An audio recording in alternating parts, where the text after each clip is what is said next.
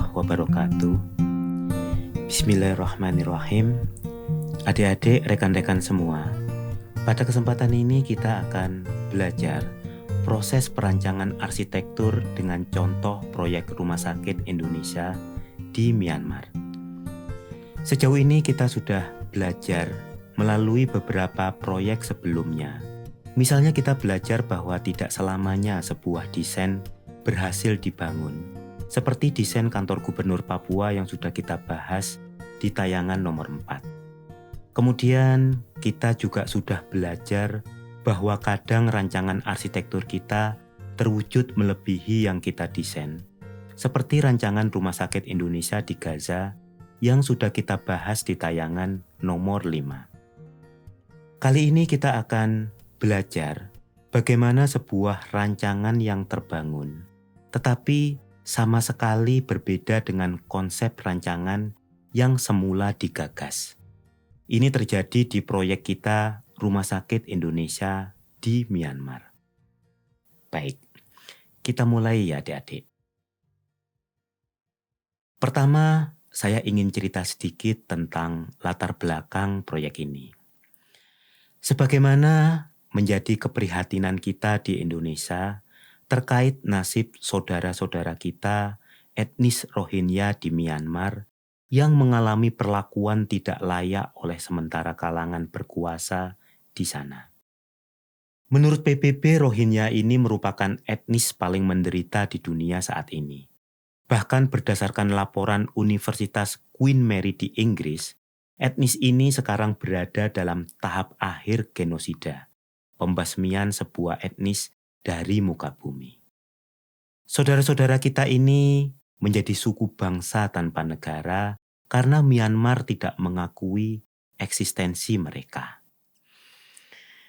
Kita tidak akan terlalu dalam ke arah sana, tapi adik-adik dan rekan-rekan bisa membaca, mencari sendiri data terkait kesengsaraan etnis Rohingya dari berbagai sumber yang dengan mudah dapat ditemukan. Mereka selama ratusan tahun hidup terlunta-lunta, selalu dalam ketakutan, tanpa ada harapan masa depan walau yang buram sekalipun. Di samping sekitar 700.000 etnis Rohingya yang mengungsi ke berbagai negara, masih ada ratusan ribu lainnya yang bertahan di Myanmar dalam kondisi yang memprihatinkan. Mereka tinggal di negara bagian Rakhine yang terletak di sisi barat daya dari negeri Myanmar. Nah, sebagai informasi tambahan, posisi geografis wilayah ini sering menjadi jalur badai siklon, topan tropis yang menyapu pemukiman mereka, membuat kondisi orang-orang Rohingya ini semakin memprihatinkan. Maka berdasarkan dua hal itu, bencana kemanusiaan dan bencana alam, maka rakyat Indonesia tergerak untuk membantu mencoba meringankan beban yang ditanggung oleh saudara-saudara kita itu. Berbagai upaya telah dilakukan dan disalurkan, baik berupa bantuan dana, makanan, alat-alat kesehatan, dan seterusnya. Setelah berbagai upaya dan ikhtiar yang diberikan rakyat Indonesia untuk Rohingya, ada satu hal yang ingin diberikan oleh kita bangsa Indonesia kepada Myanmar, yaitu keinginan kita untuk membantu membangun sebuah fasilitas kesehatan bagi saudara-saudara kita di wilayah yang didiami orang-orang Rohingya ini. Dan ini yang kemudian akan menjadi fokus kajian kita di tayangan ini. Adik-adik, rekan-rekan sekalian, inisiatif ini dimulai oleh Mercy, sebuah lembaga kemanusiaan yang sudah berkiprah sejak 10 tahun terakhir di Myanmar, membantu dari sisi kesehatan, pendidikan, dan aktivitas kemanusiaan lainnya. Kemudian dalam perjalanannya pemerintah Indonesia ikut bergabung. Demikian juga PMI Palang Merah Indonesia serta Walubi, perwakilan umat Buddha di Indonesia. Mercy yang memang sudah terlebih dahulu berkiprah, diberi tanggung jawab untuk melaksanakan misi tersebut dengan tetap selalu berkomunikasi dengan institusi-institusi yang telah saya sebutkan di atas. Maka kita yang diminta untuk membantu merancang fasilitas kesehatan ini mulai menyusun perencanaan rancangan fasilitas kesehatan yang dimaksud. Dan sebagaimana adik-adik dan rekan-rekan arsitek sudah mahfum, ketika hendak merancang sebuah arsitektur, kita melakukan kajian awal terlebih dahulu mengenai kondisi lahan, fasilitas dan ruang yang dibutuhkan, mengkaji budaya dan nilai-nilai setempat, baru kemudian menyusun sebuah rancangan konsep arsitektur. Kegiatan ini kita mulai sekitar tahun 2016-2017.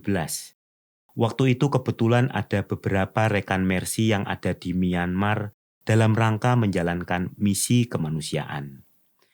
Maka dengan satu dan lain cara, Mercy ini berusaha membeli lahan di sana yang nantinya akan kita rencanakan untuk membangun fasilitas kesehatan itu.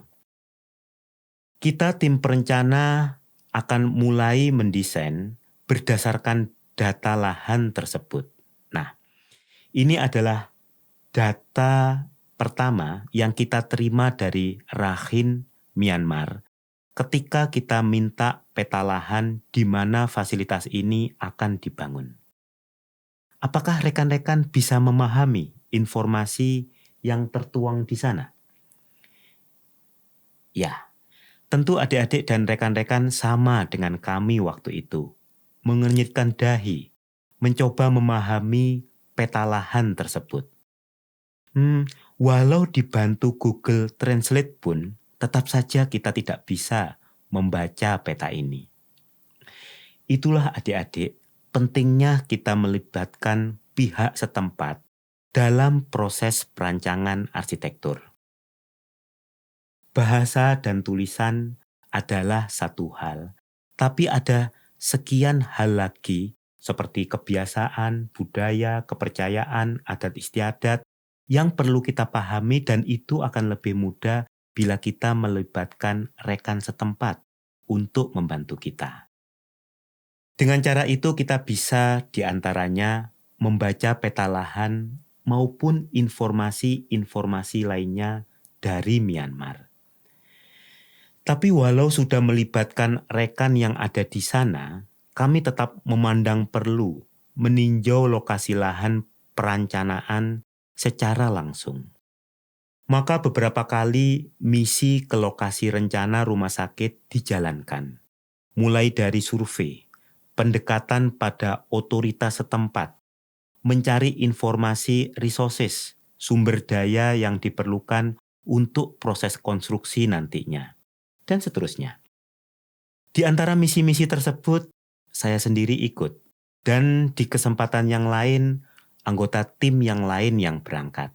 Kita bergantian, karena ini memang kerja bersama, dan tentu saja tim arsitek tidak satu-satunya.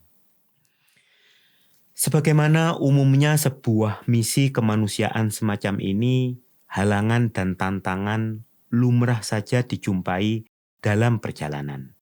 Bahkan pada saat giliran saya ke sana, pertama mendarat di Yangon, saya sudah mendapat ujian.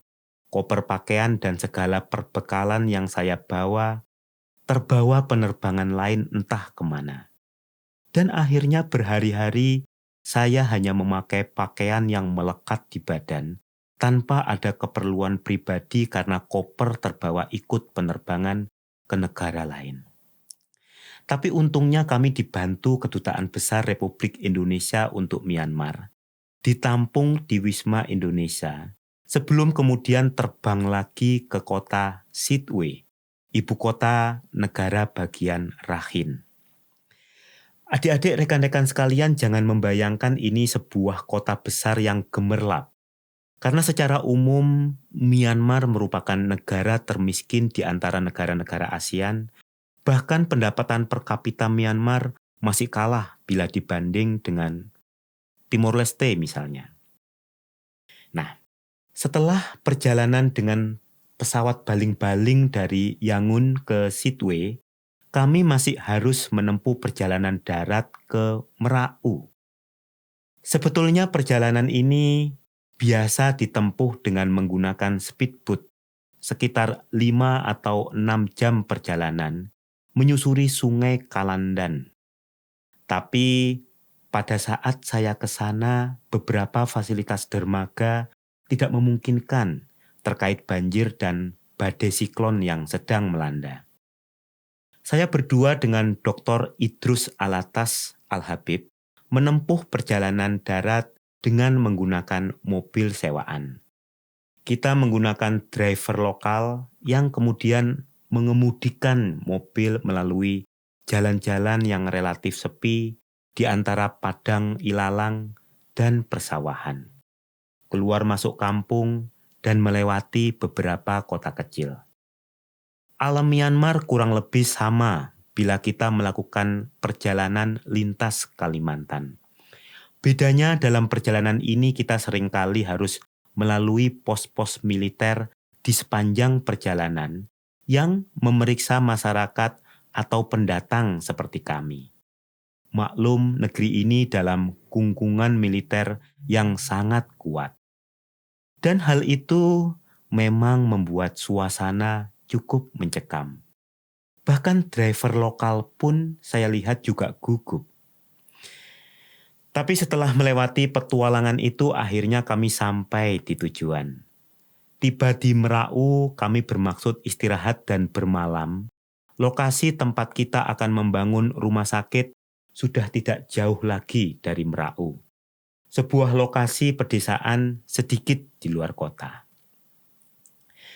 Adik-adik dan rekan-rekan sekalian, Merau ini merupakan kota kuno yang sempat menjadi kota paling megah sebagai ibu kota Kekaisaran Arakan pada abad 15-16. Jadi bila di kita sejaman dengan masa akhir Kerajaan Majapahit, sekitar tahun 1400-an Masehi. Di sela-sela melakukan aktivitas utama menyiapkan pembangunan Rumah Sakit Indonesia, saya sempat keluyuran di sekitar Merau ini. Sepanjang kaki saya kuat diajak berjalan sepanjang militer tidak terlalu menghambat perjalanan. Kita perlu melakukan observasi wilayah. Ini merupakan salah satu upaya untuk memahami kondisi masyarakat di mana kita akan merancang arsitektur. Kita tidak ingin membuat bangunan yang kita dirikan nanti menjadi asing, bahkan membuat masyarakat tidak berkenan. Dengan keluyuran ini kita menyaksikan bagaimana masyarakat hidup. Kita memegang rumput dan dahan Arakan secara langsung. Menginjak tanah setempat, tempat Rohingya hidup secara langsung. Sambil membayangkan bahwa area ini sekitar 600 tahun yang lalu merupakan metropolitan tempat lalu lalang berbagai bangsa yang datang dan pergi. Tapi sekarang Merau bagai kota berbentuk dusun di tengah padang yang sepi yang tertutup kabut di beberapa sudutnya. Pagoda dan candi dari masa lalu masih banyak bertebaran, mengabarkan kemegahan yang sempat disandangnya. Kota 1000 candi. Demikian kesan kita pada kawasan ini. Saya keluar masuk dusun berjalan kaki. Kental sekali nuansa Buddha di sepanjang perjalanan yang saya lewati. Nah, dengan demikian ini bisa menjadi masukan berharga bagi filosofi rancangan arsitektur kita. Nilai-nilai Buddhis. Adik-adik dan rekan-rekan sekalian, sebagaimana umumnya proses perancangan sebuah rumah sakit, kita bergerak dari sisi fungsi terlebih dahulu. Pelajaran dari rancangan Rumah Sakit Indonesia di Gaza tetap bisa kita jadikan pijakan, di mana terkait zoning peletakan fungsi ruang, kita menggunakan pola yang sama. bagian tengah untuk area pendukung, dan dikelilingi area pelayanan yaitu instalasi gawat darurat, instalasi rawat jalan, instalasi rawat inap, serta layanan administrasi. Keempat wing sayap bangunan diletakkan dalam sebuah pola di mana memungkinkan adanya inner court, taman di tengah bangunan, sehingga fungsi-fungsi rumah sakit tadi secara keseluruhan seolah berada di tengah taman. Pada sayap bangunan yang kita susun memutar ini membentuk konfigurasi yang nantinya menjadi dasar filosofi bangunan, yaitu bentuk tetragamadion atau swastika, yang merupakan representasi dari jejak suci Sang Buddha. Kata swastika yang berarti keselamatan atau keberuntungan dan bentukan geometris memutar ke kanan ini banyak dipakai juga di patung-patung Buddha. Nah, sebagai penghormatan kepada masyarakat Buddha di Rakhine atau Myanmar secara keseluruhan, maka bentuk ini dipergunakan sebagai pola penyusunan ruang rumah sakit. Apalagi secara fungsi ternyata ini cocok dipakai untuk membedakan 4 fungsi pelayanan yang ada di rumah sakit seperti yang saya sebutkan di atas. Adik-adik dan rekan-rekan sekalian, barangkali ada sementara adik-adik yang menganggap bahwa ini adalah lambang Nazi Jerman yang mana sebagian orang sangat membencinya. Kita tidak ikut dalam wacana tersebut tentu saja. Yang kita tahu simbol ini adalah simbol kuno yang ada di hampir semua peradaban di dunia. Simbol yang artinya bagus ini tidak bisa menjadi buruk hanya karena pernah dicuri oleh segolongan kelompok di Jerman pada akhir tahun 1930-an. Sejak 7.000 tahun yang lalu, simbol ini sudah dikenal oleh berbagai budaya di dunia dengan nama Tetragamadion, Philfoot, Hakenkreuz, Cross Company. Orang Jepang menyebutnya manji, juga ada yang menyebutnya dengan istilah manja di Korea. Masih banyak lagi istilah-istilah lain seperti Vantu di Vietnam, Wanzi di Cina, ataupun swastika. Kata swastika tentu bermakna baik, sebagaimana kata swastiastu, artinya harapan akan keselamatan, keberuntungan, dan kebaikan. Sebagai sebuah salam, ini merupakan doa, sebagaimana kaum muslimin juga berucap salam yang mengandung makna keselamatan juga. Simbol swastika ini terdapat di berbagai peninggalan lampau seperti yang sudah saya bilang tadi, sejak 7.000 tahun yang lalu di Eurasia, bahkan catatan lain di Museum Ukraina, mereka menyimpan patung burung gading dengan pola swastika berkelok yang bila diukur usia karbonnya dari 15.000 tahun yang lalu. Jadi sudah sangat tua sekali.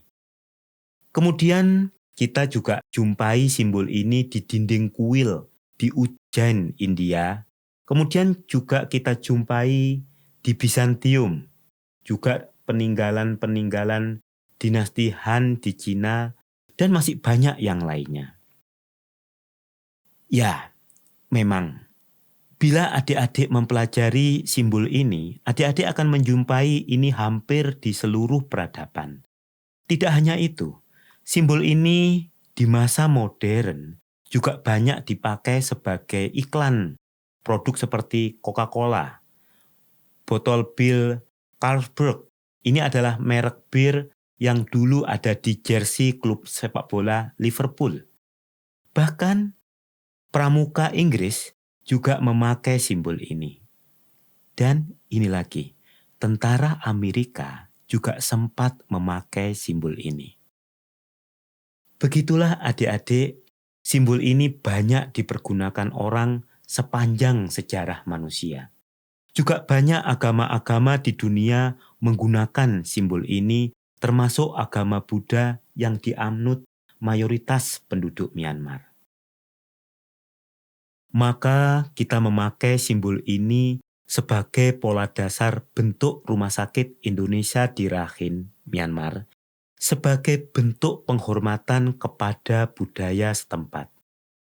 Bentuk swastika pada rumah sakit ini merupakan cerminan doa agar rumah sakit ini merupakan tempat berbuat kebaikan, tempat memperoleh keberuntungan, yang kemudian kita bisa berharap agar yang sakit bisa segera sehat kembali. Rekan-rekan, adik-adik sekalian, tapi kita sadar bahwa Myanmar adalah negeri multi etnis. Ada 135 etnis yang ada di negeri itu, juga di lokasi di mana kita akan membangun Rumah Sakit Indonesia ini. Lokasi kita membangun merupakan area padang di antara dua desa yang didiami umat Buddha di satu sisi dan Muslim di sisi yang lainnya secara terpisah. Demikianlah keadaannya. Negeri ini memang memiliki masalah terkait pluralisme, kerukunan, dan toleransi. Dan kita berharap rumah sakit yang berada di antara dua desa itu dapat menjadi titik temu, tempat serawung, tempat belajar hidup guyup, tempat belajar menempatkan identitas pada posisi yang tepat, sehingga tidak berbenturan dengan identitas yang lain. Salah satu caranya adalah dengan memakai identitas yang lebih tinggi. Maksud saya seperti ini. Ketika kita seorang Muslim misalnya bergaul dengan kaum Buddha, maka kita akan memakai identitas yang lebih luas, yaitu sebagai sesama warga negara. Ketika kita berjumpa dengan warga negara lain, kita menggunakan identitas yang lebih tinggi, yaitu sebagai sesama manusia. Dengan demikian kita dapat berjumpa di titik temu tertentu. Terkait dengan bagaimana caranya hidup bersama dalam perbedaan, saya kira kita sebagai bangsa Indonesia adalah pakarnya. Bila di Myanmar ada 135 etnis, kita memiliki 1.340 etnis, 10 kali lipat lebih banyak dari Myanmar. Kita hidup ribuan tahun dengan ajaran tentang kebinekaan. Kita hidup ribuan tahun diajari bagaimana hidup bersama. Sebagaimana Empu Tantular sudah menulis dalam Sota Soma tentang diktum Bhinneka Tunggal Ika. Jadi ketika dunia berwacana tentang pluralisme, kita sudah menghirupnya dalam udara kita sehari-hari. Ketika dunia menyusun kaidah hidup bersama, kita sudah menjalani kerukunan sebagai bagian yang tak terpisahkan dari keseharian kita. Pun demikian dengan arsitektur yang tumbuh kembang di bumi Nusantara. Sebagaimana kebudayaan lain, kita biasa menerima dengan terbuka berbagai kebijakan, kebajikan yang datang ke kita tanpa kita kehilangan jati diri kita. Kita tidak terheran-heran ketika Masjid Menara Kudus memakai bentuk candi bentar dan bangunan dari bata merah yang menyerupai bangunan Hindu. Kita tidak lantas protes ketika Masjid Cengho di Surabaya dibangun menyerupai kelenteng. Ketika bicara tentang bagaimana alkulturasi budaya berjalan dengan damai, kita adalah pakarnya. Ketika eklektisisme merupakan upaya untuk mendamaikan dua kutub, kita adalah jagoannya. Maka walaupun bentuk swastika Buddha dipakai sebagai pola dasar Rumah Sakit Indonesia di Myanmar, tapi kita juga ingin agar umat Islam Rohingya yang ada di sana juga tidak merasa asing dengan bangunan itu. Maka ornamen geometris Arabex kita gunakan di fasad bangunan. Khasanah kekayaan seni Islam ini kita pergunakan sebagai tabir penahan matahari sekaligus sebagai fungsi ornamen yang memperindah bangunan.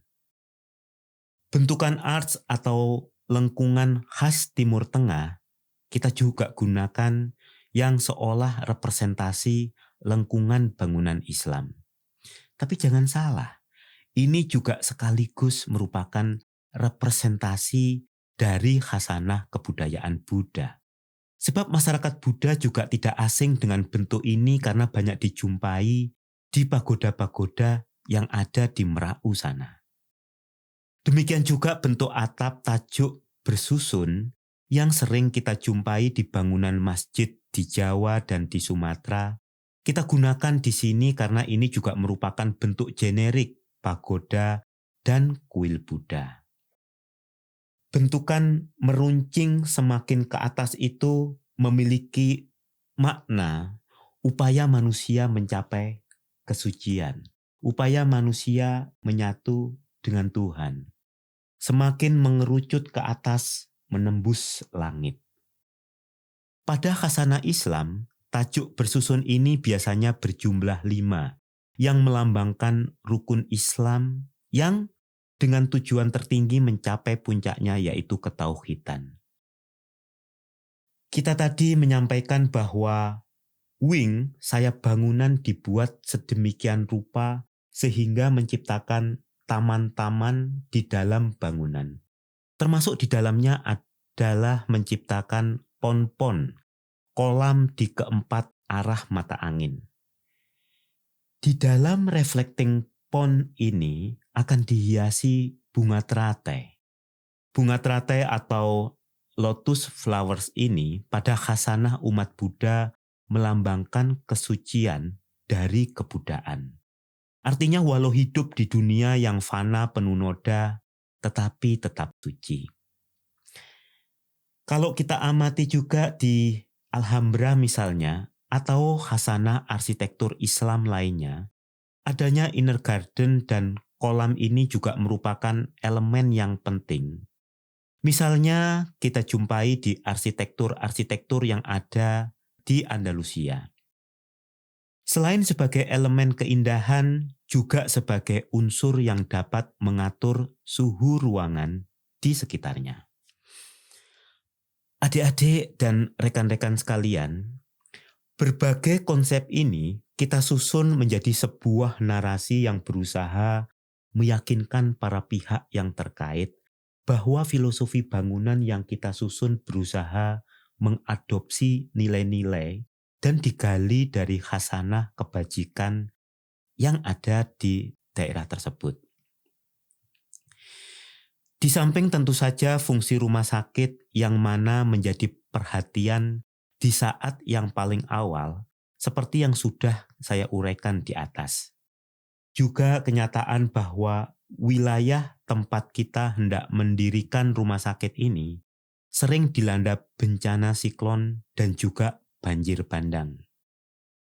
Dalam perjalanannya tentu saja tidak hanya satu narasi konsep yang kita susun sepanjang kita berkomunikasi dengan para pihak terkait. Oleh karena itu, lahirlah berbagai alternatif desain untuk rumah sakit ini.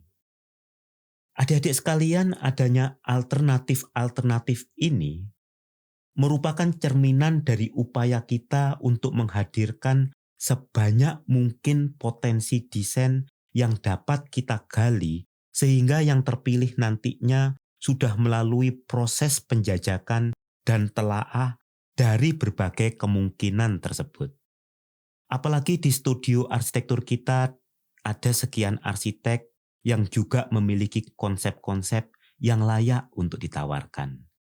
Kadang mengedepankan solusi terhadap iklim, kadang titik berat pada gaya arsitektur yang mengadopsi lokalitas atau berbagai pendekatan yang lainnya. Karena ketika kita diberi penugasan untuk merancang sebuah arsitektur, kita tidak bisa berpretensi bahwa ide yang ada di benak kita pasti merupakan ide yang terbaik. Kita perlu uji dengan diskusi dengan berbagai pihak dan berusaha mencari titik temu dari berbagai kepentingan yang melingkupinya. Ada juga ide dari arsitek Cahyo Novianto, anggota tim kita, untuk merancang sebuah bangunan berbentuk silinder yang didirikan. Di samping representasi logo Mercy dan Walubi sebagai dua lembaga kontributor untuk proyek ini, bentuk silinder ini menghasilkan rangkaian dinding lengkung yang secara rasional dapat mengurangi dampak siklon tropis yang sering melanda daerah ini. Bentuk lengkung pada silinder membuat bangunan kita seolah sengaja mengalirkan topan, membuatnya melewati bangunan kita, dan bukannya menahannya seperti dinding bidang datar. Begitulah adik-adik, berbagai alternatif sudah berusaha kita kemukakan untuk menjadi topik bahasan dengan berbagai pihak. Maka demikianlah kita menjalin komunikasi dengan pihak Myanmar sendiri, diskusi dengan rekan-rekan dokter di Mercy, paparan kepada rekan-rekan Walubi, menginformasikan kepada kantor Wakil Presiden Republik Indonesia yang concern dengan kegiatan ini, diskusi dengan Palang Merah Indonesia, dan seterusnya. Arsitektur memang lahir dari proses yang panjang seperti itu. Nah, kemudian, adik-adik dan rekan-rekan sekalian, setelah proses yang panjang itu dan dokumen konstruksi sudah kita siapkan, datang kabar dari pemerintah Myanmar, tepatnya dari Ministry of Health and Sport, bahwa mereka ingin Rumah Sakit Indonesia ini mengikuti standar mereka. Mereka sudah memiliki prototipe dan ketentuan bagi fasilitas kesehatan untuk level subdistrik seperti Merak ini. Ditegaskan dengan satu dan lain alasan bahwa Rumah Sakit Indonesia yang akan kita bangun di Rakhine ini pun juga harus mengikuti ketentuan tersebut. Boom! Berbagai diskusi yang sudah berlangsung menjadi muspro, tidak dapat digunakan lagi. Boom! Bagaimana kami menerima kabar tersebut? Bagaimana tanggapan tim setelah maraton menyusun berbagai narasi yang kita anggap terbaik bagi masyarakat Buddha dan Islam di Rakhine, Myanmar, dan kemudian harus di-drop? Batal, karena tidak diizinkan kecuali memakai desain standar mereka. Rasanya amat manusiawi bila ada rasa gelo, prihatin atas kabar yang datang belakangan itu. Tapi sebagai orang Nusantara, kita memiliki ajaran dari leluhur kita tentang konsep legowo. Sikap batin yang lapang dada menerima kenyataan yang hadir di depan mata. Kita teringat kembali kepada konsep titik tolak dan titik tumbuk seperti yang pernah saya uraikan di sesi-sesi awal di channel ini.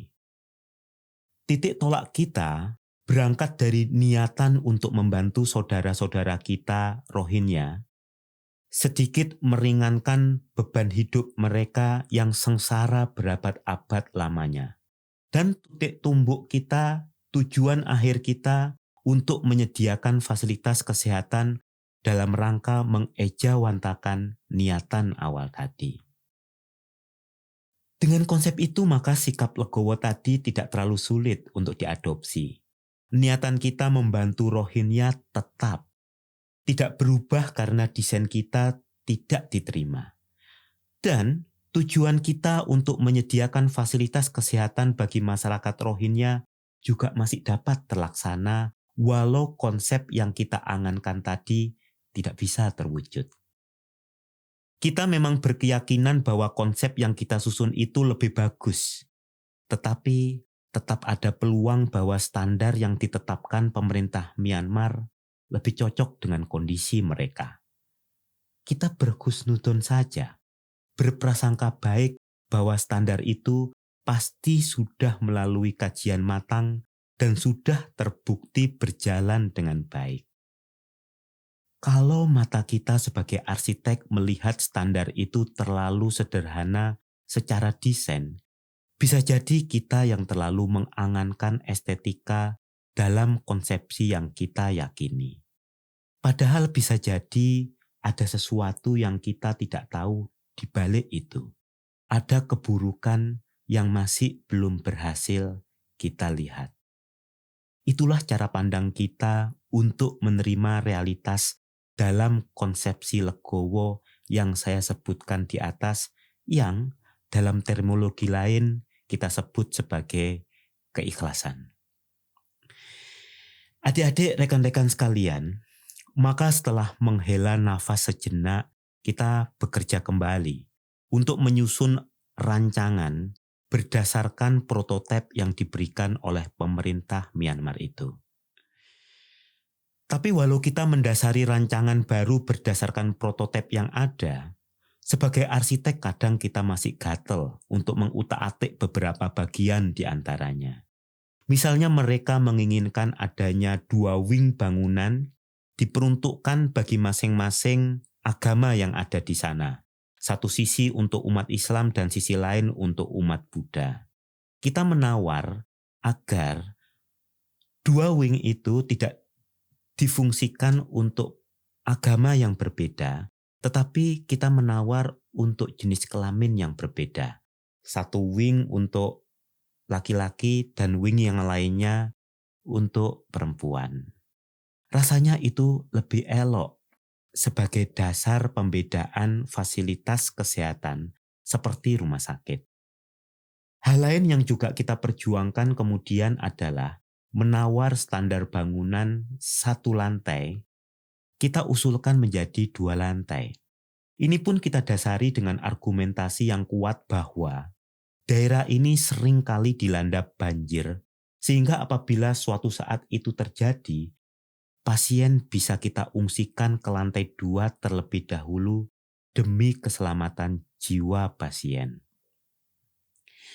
Begitulah adik-adik, rekan-rekan sekalian, kita tetap menggunakan kemampuan desain kita untuk memberi sentuhan-sentuhan yang dapat membuat rancangan ini lebih baik. Fasad bangunan juga termasuk yang coba kita benahi.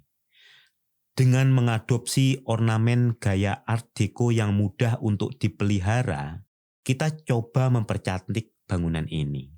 Sehingga masyarakat Rakhine yang datang ke Rumah Sakit Indonesia ini memiliki kesan yang baik, memiliki kesan yang nyaman, dan dapat pulih dari sakitnya karena pelayanan kesehatan yang baik dan juga sekaligus karena pengalaman ruang yang juga baik.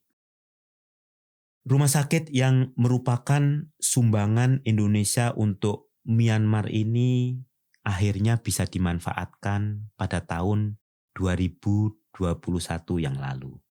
Setelah dilengkapi dengan peralatan kesehatan yang juga diusahakan oleh kita, bangsa Indonesia. Saya belum berkesempatan ke sana kembali.